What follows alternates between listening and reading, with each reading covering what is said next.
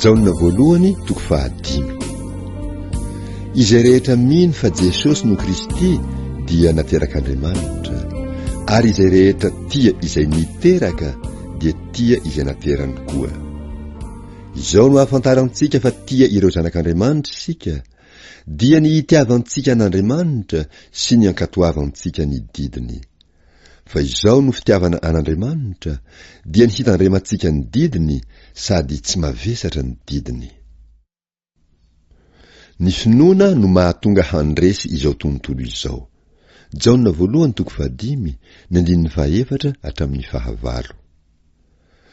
Fa izay rehetra naterak'Andriamanitra dia maharesy izao tontolo izao, ary ny fandresena izay eto maharesy izao tontolo izao dia ny finoantsika. Iza moa no maharesy izao tontolo izao afa-tsy izay mino fa Jesosy no zanak'Andriamanitra? Izy lay avy tamin'ny rano sy ny ra dia Jesosy Kristy, tsy tamin'ny rano ihany fa tamin'ny rano sy ny ra. Ary ny fanahy no manambara, satria ny fanahy no fahamarinana. Fa misy 3 izay manambara, dia ny fanahy sy ny rano ary ny ra, ary mifanaraka tsara izy 3. Fahazona antoka ny fiainana mandrakizay. Jaona voalohany toko 5, ny 15 hatramin'ny 15.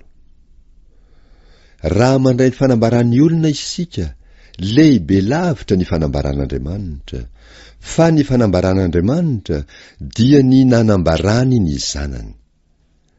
Izay mino ny zanak'Andriamanitra no manana ny fanambarana ao anatiny.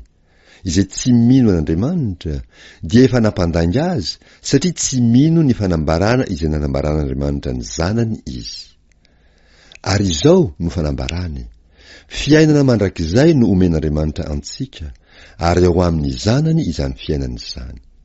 Izay manana ny zanaka no manana ny fiainana, izay tsy manana ny zanak'Andriamanitra no tsy manana ny fiainana. Izany no nosoratako aminareo izay mino ny anaran'ny zanak'Andriamanitra, mba ho fantatrareo fa manana fiainana mandrakizay ianareo. Ary izao no fahasahiana ananantsika eo anatrehany: raha mangataka zavatra araka ny sitrapony isika, dia mihaino antsika izy. Ary raha fantatsika fa mihaino antsika izy, na inona no angatahintsika, dia fantatsika fa azontsika izay angatahintsika aminy. Fampitandremana amin'ny ota. Jaona voalohany toko 5, ny 15 hatramin'ny 17. Raha misy mahita ny rahalahy ny manao ota tsy mahafaty, dia aoka hifona ho azy izy, ary Andriamanitra no hanome azy fiainana ho an'izay manao ota tsy mahafaty. Misy ota mahafaty, tsy malazaiko fa tokony hangataka ny amin'izany izy. Ota avokoa ny tsy fahamarinana rehetra, ary misy ota tsy mahafaty. Fantatsika fa izay rehetra naterak'Andriamanitra dia tsy manota, fa izay naterak'Andriamanitra dia miaro ny tenany ka tsy mikasika azy akory ilay ratsy. Fantatsika fa avy amin'Andriamanitra isika, ary izao tontolo izao kosa dia mipetraka eo amin'ilay ratsy avokoa. Famaranana. Jaona voalohany toko 5, ny 20 sy 120. Ary fantatsika fa tonga ny zanak'Andriamanitra ka efa nanome antsika ny fahazavan-tsaina mba ho fantatsika ilay marina. Ary isika ao amin'ilay marina dia ao amin'ny Jesosy Kristy zanany. Izy no Andriamanitra marina sy fiainana mandrakizay. Anaka, arovo ny tenanareo amin'ny sampy.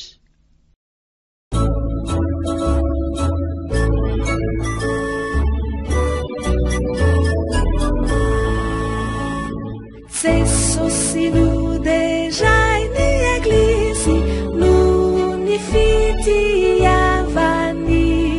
isika no rombainy kazy ho mandrakizay, haniatrano ny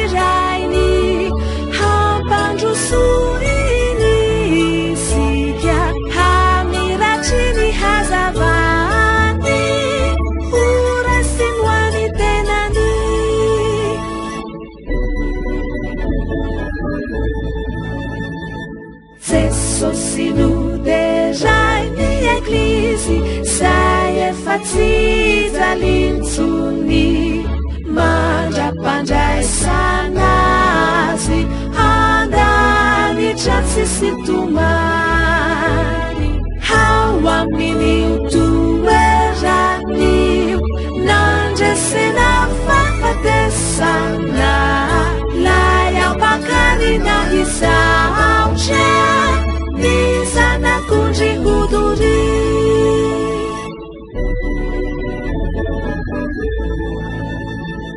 Jesosy noderay ny eklizy izy no mpanavotra miombona mitsy